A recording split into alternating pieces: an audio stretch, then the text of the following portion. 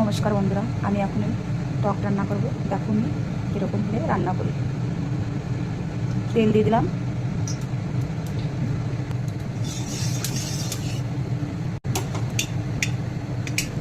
লাই দিয়ে দিলাম, একটু কাঁচা লঙ্কা দিয়ে দিলাম, যে তেঁতুল গুলায় রাখিছি সেইটা দিয়ে দিলাম,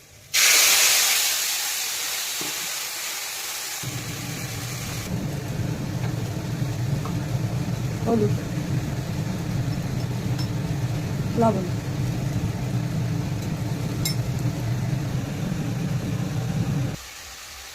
ফুলকপিটা দিয়ে দিলাম।